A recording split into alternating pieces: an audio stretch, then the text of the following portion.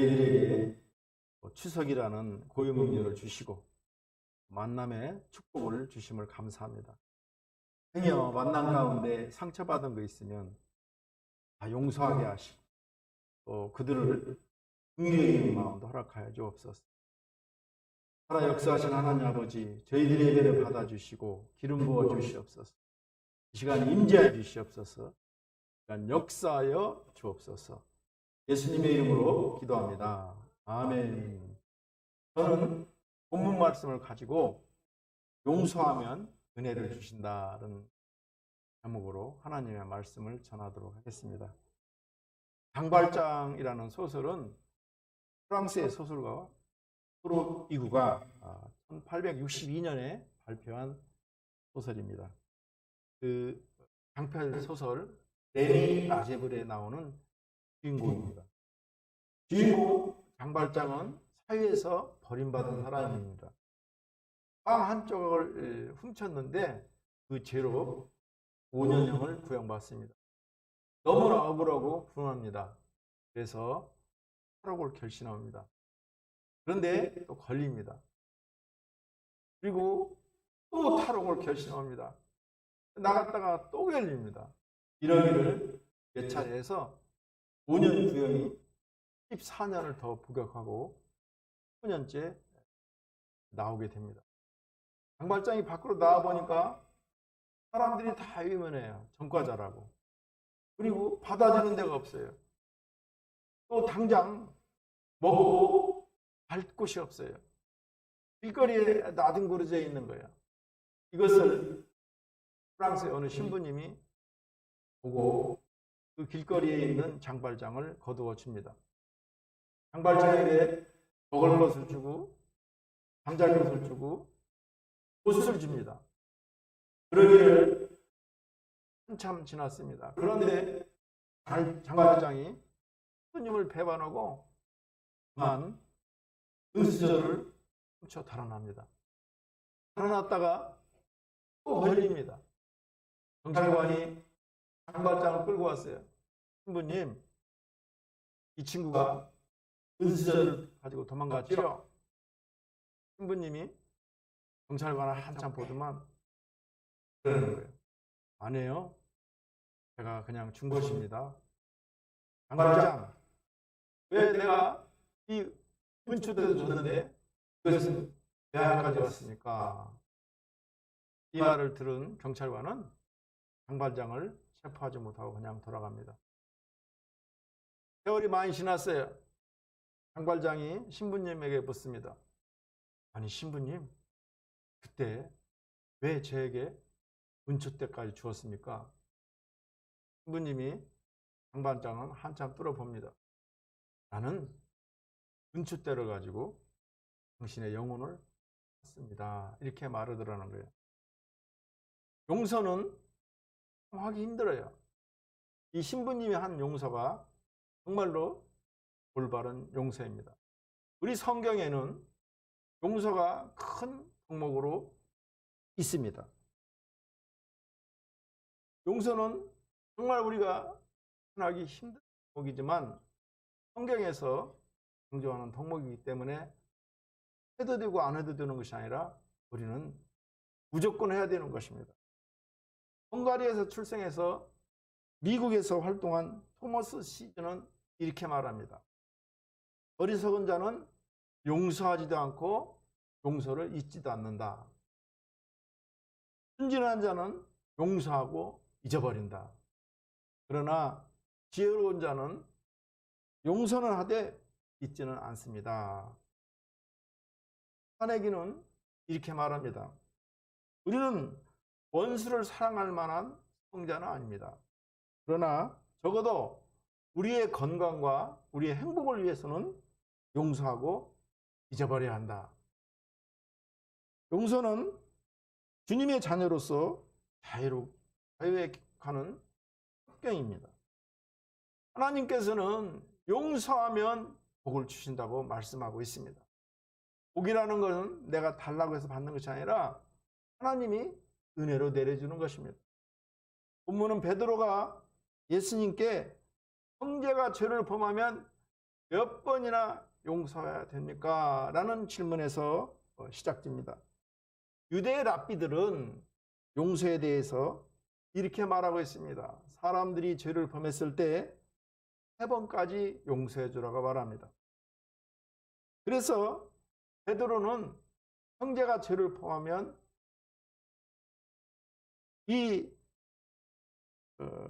랍비들은 3번을 용서하지만 자기는 7번까지 용서해 주겠다고 예수님께 말하는 것입니다.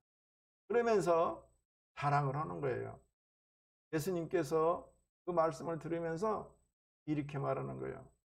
형제여, 7번이 아니라 7번씩 70번을 용서해 주라고 말씀하고 있습니다. 490번.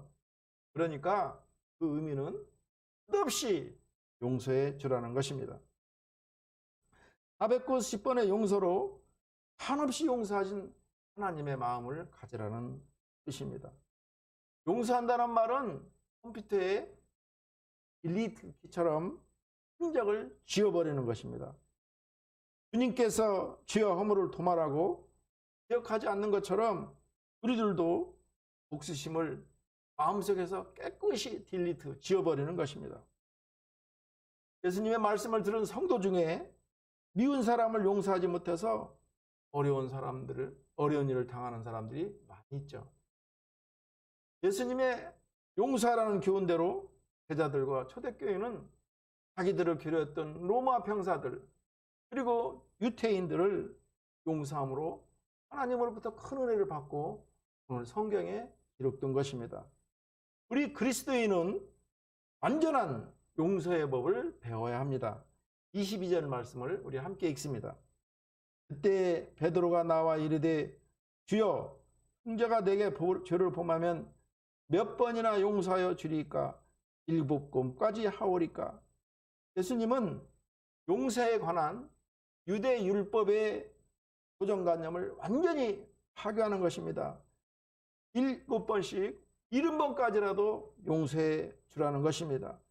이러한 용서에 관한 예수님의 말씀은 횟수를 제한하지 말고 끝없이 용서하라는 것입니다. 70번씩 7번은 490번이지만 우리 예수님이 이렇게 말씀하신 것은 형제가 반복적으로 죄를 범하더라도 무제한적으로 용서할 것을 의미하는 것입니다. 그리스도인은 완전하게 용서하는 법을 배워야 합니다. 3번이나 7번은 불완전한 용서입니다. 횟수에 제한을 두는 것은 모두가 마찬가지입니다. 너 이번이 마지막이야. 너 이번이 끝이야. 라고 하는 것은 불완전한 용서라는 것입니다. 사람들은 남들이 자기에 대해서는 관대하기를 바랍니다. 자신은 남들에 대해서 그러지 못한 경우가 허다합니다. 그러나 성도는 다른 사람들에 대해서 늘 관대한 마음을 가져야 됩니다. 그리고 그 행위를 판단하고 정죄하는 것이 아니라 왜 그 사람이 그렇게 했을까를 생각하고 그들을 궁일한 마음으로 생각해야 됩니다. 우리는 다른 형제 중에 누가 나에 대해서 자주 잘못을 범하더라도 같이 처음 그런 실수를 범하는 것처럼 생각하고 용서해 주는 것입니다. 여기서 용서한다는 말의 원뜻은 보내버린다, 가게 한다는 것입니다. 우리가 누구를 용서한다는 것은 그와 관련된 일체의 기억을 저편에 보내버린다는 뜻입니다. 이것이 진정한 용서입니다. 용서했다고 말하면서도 그 죄를 마음에 담고 있는 사람은 완전하게 용서한 것이 아닙니다. 기억의 저편에 던져버리고 조금도 담아두지 말아야 진정한 용서입니다. 하나님은 우리의 허물을 도말하겠다고 모든 것을 멸하겠다고 말씀하십니다. 하늘을 덮고 있는 구름이 사라지면 푸른 하늘이 나오고 그 구름을 다시는 기억하지 않는 것처럼 형제들의 허물에 대해서도 같은 입장을 취해야 됩니다. 베드로가 예수님을 모른다고 3번이나 부인하고 예수님을 저주하면서 떠나갔지만 예수님께서는 그를 용서하시고 그에게 큰 승책을 맡기셨습니다. 용서를 했다면 여전과 다름없이 그 제안을 하는 것입니다. 모든 일에서 그를 제외시키지 않고 참여시키는 것입니다. 마태복음 16장 6장 14절 15절 말씀은 이렇게 말하고 있습니다. 너희가 사람의 잘못을 용서하면 너희 하늘 아버지께서도 너희 잘못을 용서하시려니와 너희가 사람의 잘못을 용서하지 아니하면 너희 아버지께서도 너희 잘못을 용서하지 아니하시리라.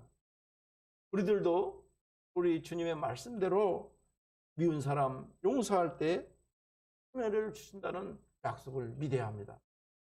다음으로 원수에 대한 복수심을 버리는 것입니다. 그것은 내가 살기 위해서 버리는 것입니다. 하나님의 말씀대로 원수에 대한 복수심을 가지면 내가 먼저 화를 당하게 돼요. 옛날에 목사님 어려서는 화병 걸려 죽은 사람 참 많이 봤어요. 영국의 유명한 해부학자 존 헌튼의 이야기입니다. 이 존 헌튼 박사님은 분노를 내는 사람은 자살하고 있는 사람이다. 분과 노를 내면 남을 괴롭히기 전에 내가 먼저 나를 죽인다고 이렇게 말을 했고, 그리고 분노와 파괴적인 힘에 대해서 논문을 쓰고 발표를 합니다. 그런데 이 발표가 끝난 후에 이제 토론이 시작됩니다. 어느 한 교수님이 이 헌튼 교수님에 대해서 막 험담을 하고 그리고 꾸짖고 비난합니다. 이를 듣던 헌튼 박사님은 너무나 화가 나고 분이 나고 거기에 대해서 해명하다가 심장마비를 일으켜 그 자리에서 죽습니다. 분을 내고 그리고 화를 내면 그 해가 자기를 죽인다고 강조해서 발표하고 가르치고 논문을 썼던 헌튼 교수님은 오히려 자기가 화를 내므로 죽게 되고 말았던 것입니다. 참으로 아이러니한 이야기가 아닐 수 없습니다. 이처럼 분노는 누구에든지 치명적인 영향을 미치는 것입니다. 분노하는 것은 누워서 침 뱉는 것입니다. 침이 다시 자기 얼굴에 떨어지듯 그 화가 자신에게 미치게 됩니다. 참을 수가 없어요. 견딜 수가 없어요. 그때는 성령님의 도우심을 구하세요. 성령님, 좀 도와주세요. 제가 참을 수가 없습니다. 성령님, 제 마음이 너무 답답해요. 그러면 성령께서 우리의 마음을 안정시키고 그리고 피부가 하르르 떨면서 눈이 나가요. 우리가 할 수가 없어요. 성령님의 도우심을 구하는 거예요. 미운 사람 복수하면 내가 먼저 화를 당하게 됩니다. 복수심을 버리고 성령님의 도우심으로 모든 것들 용서하고 잊어버리기를 주의 이름으로 축원합니다. 마지막으로 나에게 잘못한 형제를 자매를 용서하는 것입니다. 제자들이 예수님이 말씀하신 대로 형제들의 잘못을 490번까지 용서해 주기로 결단하게 됩니다. 형제의 잘못을 용서하지 못하는 것은 하나님의 은혜를 망각하는 것입니다. 우리 28절 말씀을 함께 읽습니다. 그 종이 나가서 자기에게 100데나리온 빚진 동료 한 사람을 만나 붙들어 목을 잡고 이르되 빚을 갚으라 하며, 만일 우리가 우리에게 잘못을 범한 형제를 용서하지 못한다면 우리는 임금에게 1만 달란트 빚졌던 자와 다르다 할 수 없습니다. 우리는 다 하나님께 우리 스스로의 노력으로는 도저히 갚을 수 없는 엄청난 부채를 아무런 조건 없이 탕감받은 문제입니다. 예수님의 십자가의 죽으심으로 우리는 하나님으로부터 죄인에서 의인으로 부르게 되었습니다. 이것이 칭의라고 그래요. 내가 무슨 돈을 주고 내가 무슨 행위를 해서 의인이 된 것이 아니라 하나님의 은혜로 예수님의 피 흘림으로 아무 조건 없이 우리는 죄를 탕감받은 것입니다. 그러므로 우리는 우리에게 잘못을 범했던 형제의 잘못을 용서해 줘야 됩니다. 하나님은 하나님의 하나님 은혜를 기억하면서 형제의 잘못을 용서해 주는 것입니다. 설령 형제가 자매가 계속해서 나를 상처 주고 나를 모멸할지라도 용서해 줘야 됩니다. 우리가 형제의 잘못을 아무리 용서해 준들 하나님이 우리의 죄를 용서해 주신 은혜에 비하면 60만 분의 1에도 미치지 못합니다. 우리는 형제가 잘못을 범하고 용서를 구하면 490번이 아니라 무한정으로 용서해야 됩니다. 그것이 하나님의 은혜를 입은 자의 마땅한 도리입니다. 우리가 만일 형제를 용서할 줄 모른다면 우리는 하나님의 은혜를 은혜로 여기지 않는 교만한 자가 되거나 하나님의 은혜를 짓밟는 변망덕한 자가 되는 것입니다.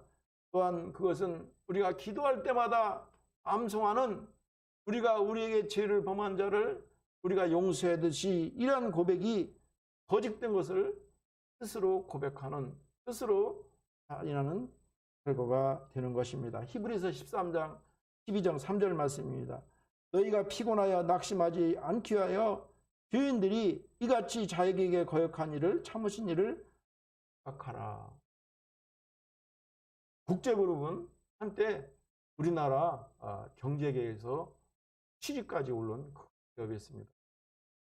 그러나 5공화국 시절 1985년도 중반에 기업이 해체되고 맙니다.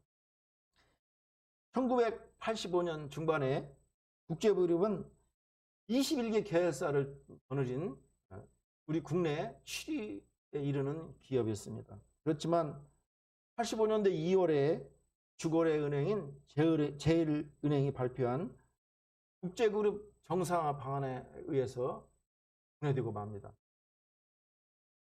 국제종합건설과 동서증권은 국동건설그룹에, 나머지 계열사와 국제그룹 사업은 한일그룹에 넘어갑니다.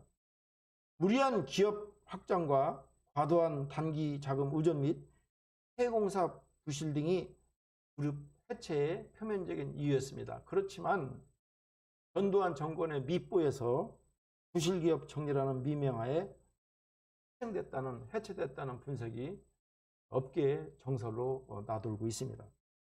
회장인 양 회장은 정치 헌납에 거부했고, 그리고 대통령이 주재하던 회의에 꼭 늦게 나와서 거드름을 피웠습니다.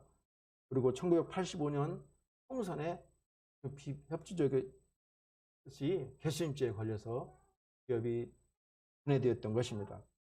그 이후에 양 회장은 정부를 상대로 국제그룹 해체가 부당하다며 위헌소송을 냈는데 1994년도에 아니다, 부당한 것이 아니다, 이렇게 해서 넘어갔는데 그 후에 또 승소 판결을 받기도 합니다. 그렇지만 1994년도에 한일합성을 상대로 제기한 주식 청구 인도 소송에서 패소합니다. 위안의기를 거치면서 국제상사와 국제그룹 빌딩 등을 가정한 한일그룹도 해체하는 바람에 그룹 재건은 새로 들어갑니다. 얼마나 억울하겠어요. 양 회장은 분노를 참지 못하고 분풍에 걸려서 한쪽 팔과 다리를 못 씁니다. 2009년 3월 29일에 결국 양 회장은 세상을 쓰고 맙니다. 미움과 복수심은 질병을 가지고 오게 됩니다. 용서는 건강을 가져다 줍니다. 우리들도 오늘 주님이 말씀하신 대로 명절날 상처받은 것이 있으면 70번씩 7번뿐만 아니라 끝까지 용서하기를 주의 이름으로 축원합니다. 용서하면 하나님께서 은혜를 주시고 복을 내려주십니다. 제자들은 예수님의 말씀대로 로마 군인들과 유대의 형제들을 용서해 주십니다. 그리하자 하나님은 그들에게 하나님 은혜를 내려주시는 것입니다. 말씀을 정리하겠습니다. 먼저 용서하면 하나님께서 복을 주십니다. 다음으로 원수에 대한 복수심을 버리고 잊어버리는 것입니다. 마지막으로 나에게 잘못한 형세를 잊는 것뿐이 아니라 용서해 줘야 됩니다. 형제를 용서하면 하나님께서 약속대로 복을 주십니다. 우리들도 형제를 용서해서 하나님의 약속대로 차고 넘치는 하나님의 은혜가 임하기를 주의 이름으로 축원합니다. 이러한 은혜가 있기를 주의 이름으로 축원합니다. 기도합니다. 하나님 감사합니다.